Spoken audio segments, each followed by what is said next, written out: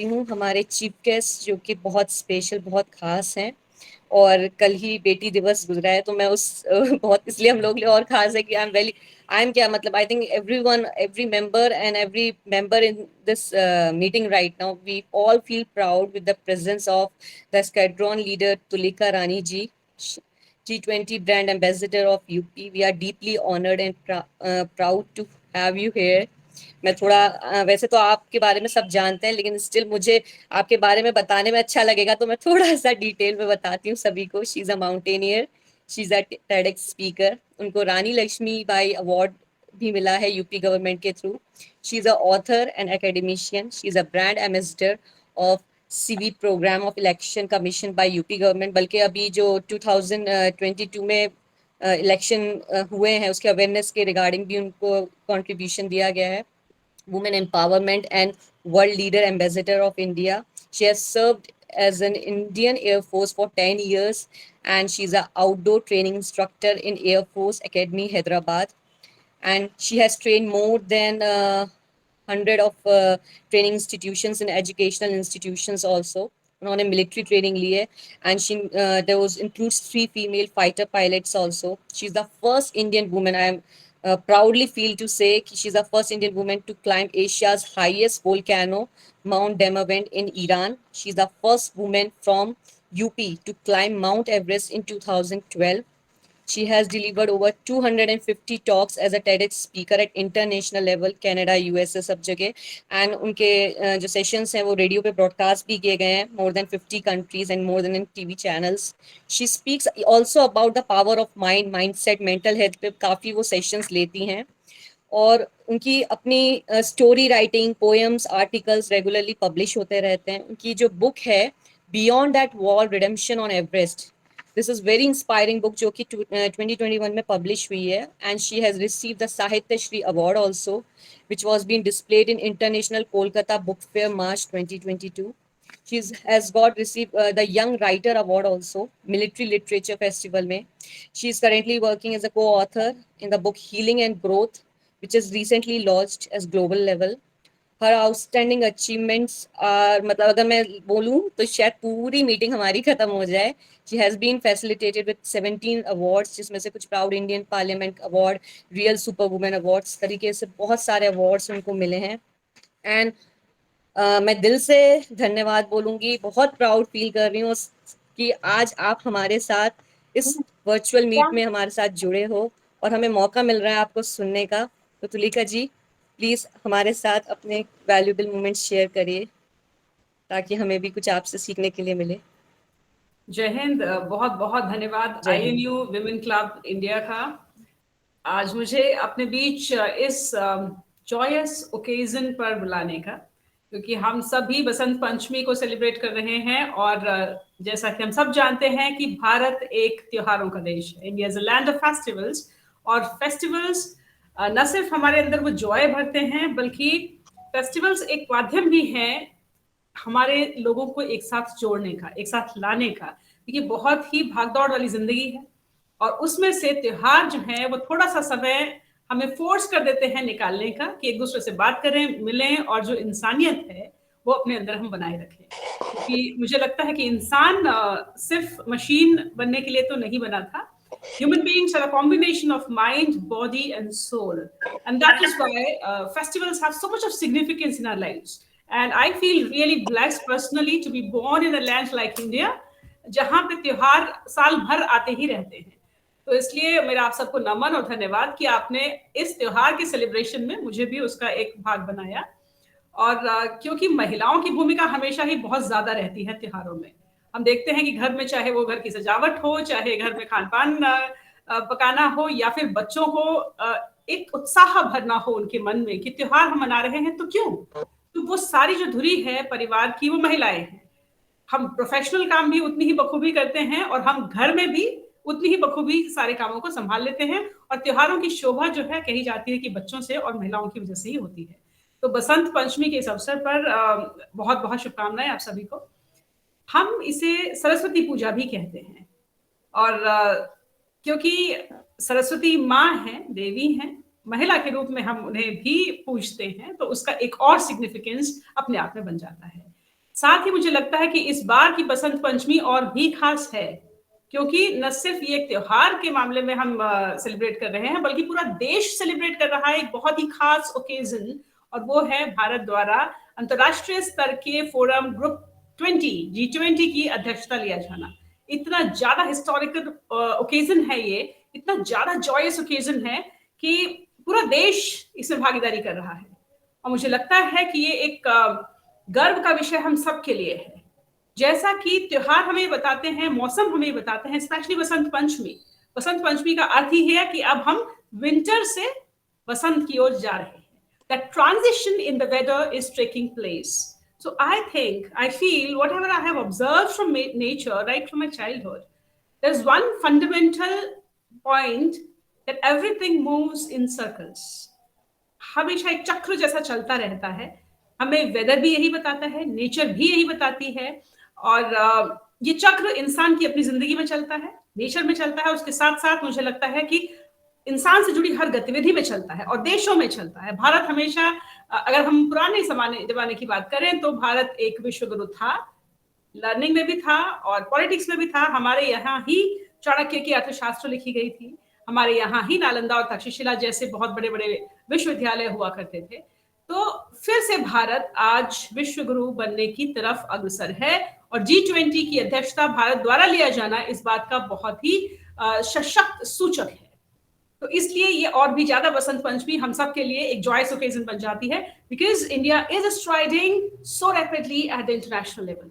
आज के जमाने में जब पूरा विश्व अलग अलग भागों में बटा हुआ है, हम देख रहे हैं रशिया यूक्रेन का वॉर चल रहा है, तो इंसानियत का इतना बटा हुआ होना कोई अच्छी बात नहीं है, क्योंकि जैसा कि हम मानते हैं वसुधैव कुटुंबकम, भारतीयों का एक हमेशा से ही मूल मंत्र ये रहा कि पूरी धरती ही हमारा घर है, पूरी धरती एक दूसरे से जुड़ी है, और जो लोग, न सिर्फ इंसान बल्कि उनके साथ साथ जीव जंतु, धरती पर रहने वाला हर क्रिएचर इंटीग्रेटेड है एक दूसरे से। This is what our food webs tell us. चाहे हम किसी भी क्षेत्र में अध्ययन करें, हमें यही पता चलेगा दैट वी आर इंटरलिंक्ड। हम चाहे सोशियोलॉजी में पढ़ें या एंथ्रोपोलॉजी पढ़ें या फिर हम बायोलॉजी पढ़ें या फिर हम साइंस को देखें, everything is so interconnected. Leonardo da Vinci ने भी यही कहा था, learn how to see, realize that everything is interlinked to everything else. So जो आज हमारा मोटो है, one earth, one family, one future, तो ये जो वननेस वाला कॉन्सेप्ट आज फिर से भारत दोहरा रहा है विश्व पटल पर, वो एक एक जन को रियलाइज करने की आवश्यकता है कि क्यों उसकी इतनी ज्यादा इंपॉर्टेंस है। G20 हो या G20 के बाहर के भी बहुत सारे एजेंडा हो, क्लाइमेट चेंज उसमें एक बहुत बड़ा मुद्दा उभर के सामने आ रहा है, विश्व के सामने, इंसानियत के सामने। और वसंत पंचमी क्योंकि हम मना रहे हैं, तो मैं इस मंच से भी एग्जॉर्ट करना चाहूंगी कि हम महिलाएं, क्योंकि संस्कृति का सबसे बड़ा सूचक हैं और हमारे अंदर इतनी क्षमता है कि हम समाज में वो परिवर्तन ला सकते हैं। क्यों? क्योंकि हमारे हाथ में वो डोर है जो कि भविष्य है, न सिर्फ हमारे घर का, हमारे देश का, बल्कि हमारे पूरी मानवता का भविष्य है। बच्चे, उन पे सबसे ज्यादा इम्पैक्ट, उनके दिमाग को शेप करने की पूरी रिस्पॉन्सिबिलिटी और पूरी पावर हमारे हाथ में है। तो इसलिए मैं चाहूंगी कि आप सब उसमें एक भागीदारी भी करें कि क्लाइमेट चेंज को हम छोटे छोटे चेंजेस द्वारा, रोजमर्रा की जिंदगी में चेंजेस द्वारा किस तरह से अवॉइड तो अब नहीं कर सकते हैं, लेकिन मिनिमाइज कैसे करें, उसके इम्पैक्ट को एटलीस्ट मिटिगेट कैसे करें। तो अपने बच्चों को भी ये बताएं। हम तुलसी का पौधा वैसे भी हमेशा घर में रखा करते हैं अपनी संस्कृति के माध्यम से, तो और भी पौधे, तुलसी का तो अवश्य रखें ही, बल्कि उसके साथ साथ और भी पेड़ पौधे अपने घर में जहां भी है रखें और बच्चों को नेचर के साथ इंटीग्रेट करें। G20 के भारत के एजेंडा में एक पॉइंट और भी है, और वो है विमेन लेड डेवलपमेंट। अब सिर्फ विमेन एम्पावरमेंट की बात नहीं हो रही है, बल्कि बात हो रही है विमेन का डेवलपमेंट के क्षेत्र में लीडरशिप ग्रहण करना, विमेन का विकास की प्रक्रिया को अग्रसर करने में नेतृत्व प्रदान करना, उसकी बात कर रहे हैं। तो अब वो कॉन्सेप्ट ही चेंज हो गया है कि महिलाओं को सशक्तिकरण चाहिए। हाँ, बहुत सारे इश्यूज ऐसे हैं जहां मुझे लगता है कि अभी आवश्यकता है कि महिलाओं को और प्लेटफॉर्म्स प्रदान किए जाएं।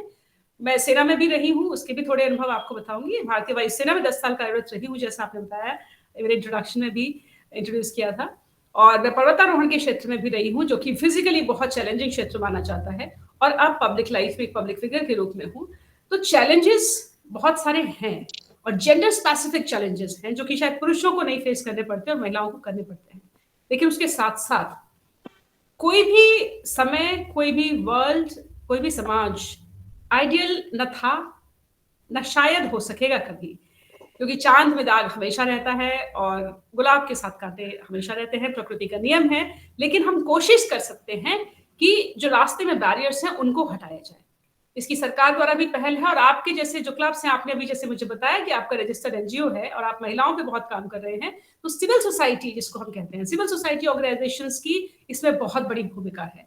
आप भी उसमें एक रोल निभा रहे हैं, इसके लिए आपको मेरी बधाइयां, और ये कार्य को बिल्कुल अपना लगातार इस तरह से करते हैं। और आज से शुरुआत करके पूरे साल, क्योंकि हमारे यहाँ अब विश्व के प्रतिनिधि आएंगे, आप सब शायद दिल्ली से जुड़े हुए हैं, तो आपको ये बिल्कुल जानकारी होगी कि सितंबर के महीने में दिल्ली में G20 की समिट की जाएगी, और उससे पहले पूरे देश भर में जगह जगह समिट्स की जाएंगी। क्योंकि मैं उत्तर प्रदेश से G20 की ब्रांड एम्बेसडर नियुक्त की गई हूँ, तो ऑब्वियसली मैं चाहूंगी कि एक कोलैबोरेशन और ज्यादा प्रगाढ़ हो उत्तर प्रदेश और देश के सारे स्टेट्स के बीच में। उत्तर प्रदेश में एक पहल शुरू की गई है ODOP, one district one product की, और यहाँ पे ट्रेड को, इन्वेस्टमेंट को बहुत ज्यादा बढ़ावा दिया जा रहा है, क्योंकि हमारे देश में MSMEs बहुत हैं। देखिए, जब कोविड आया तो कोविड में भारत क्यों फिर भी बचा रह गया in comparison to other countries. बाकी कंट्रीज की इकोनॉमी बहुत ज्यादा बुरी तरीके से ध्वस्त हुई, हम फिर भी सरवाइव तो कर ले गए। चाहे वो हेल्थ इंफ्रास्ट्रक्चर हो, yes it was devastating time personally for my family too, and I suppose for countless families in our country. But उसके बावजूद कहीं ना कहीं हमारे अंदर वो रेजिलियंस रही कि in comparison to other countries of the world हम फिर भी we fared better in that pandemic also.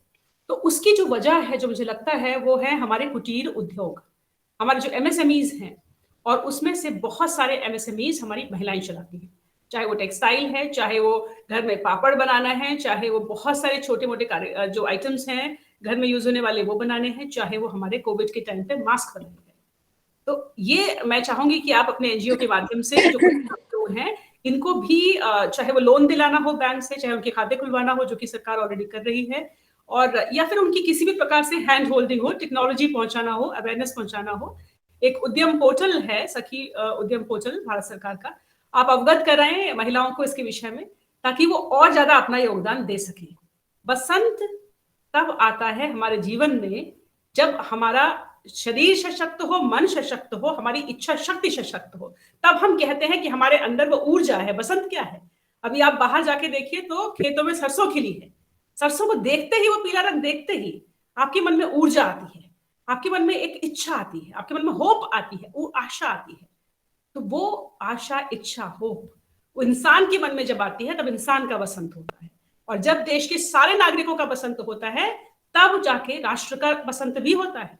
और उसके बाद ऑफ कोर्स, क्योंकि हम इंटरकनेक्टेड हैं, वी आर ग्लोबल सिटीजन्स, वसुधैव कुटुंबकम, तो हम लीड कर रहे हैं, क्योंकि आज लिटरली लीड कर रहे हैं और फिगरेटिवली भी लीड कर रहे हैं, चाहे क्लाइमेट चेंज हो, चाहे महिलाओं के डेवलपमेंट हो, और बहुत सारे इश्यूज हैं दुनिया के जिससे कि वर्ल्ड जूझ रहा है।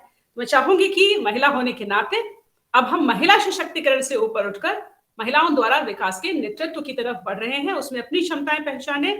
माउंट एवरेस्ट का मेरा अनुभव किसी दिन फिर से डिटेल में बताएंगे, लेकिन बहुत ही दुर्गम एक एक्सपीडिशन रही वो। पहली बार में फेलियर भी मुझे मिली 2011 में, जब मैंने पहली बार चढ़ने का प्रयास किया था, तो मैं आधे रास्ते से वापस मुझे लौटना पड़ा था। लेकिन हिम्मत ना हारना, ये भी तो हमने नेचर से सीखा है। आप सोचिए कि जब अभी सर्दियां हैं, थोड़ी बहुत चल रही हैं, अब जाने की तरफ अग्रसर हैं, लेकिन जब सर्दी होती है तो किस प्रकार से पौधे शांत हो जाते हैं, सिर्फ सरवाइव करने पर फोकस करने लगते हैं, और जैसे ही स्प्रिंग आती है आप देखिएगा कि उसमें से नई कोपलें फूटने लगेंगी। इंसान भी वैसे ही है। जब भी कोई विंटर आए आपकी जिंदगी में, भी आती है अक्सर, जब भी कोई विंटर आए आपकी जिंदगी में, तो आप फिर से एक बार नेचर की तरफ देखें और ये रियलाइज करें कि इसमें स्प्रिंग भी आएगी, बसंत भी आएगा, और इसलिए उस विंटर को किसी प्रकार काटने की कोशिश और फिर से वसंत के सेलिब्रेशन की आशा। यही इंसान की जिंदगी है, यही हमारे देश की भी जिंदगी है। हम मिलजुल कर विंटर्स काटेंगे अगर आएंगी, और हम मिलजुल कर बसंत को सेलिब्रेट करेंगे। इसी के साथ-साथ बहुत-बहुत धन्यवाद मुझे इसका एक अंक बनाने के लिए। आप मुझे पीले वस्त्रों में भी कुछ मीनू जी तो पीले वस्त्र में हैं, तो बहुत अच्छा लग रहा है आपको देखकर और पूनम जी भी हैं।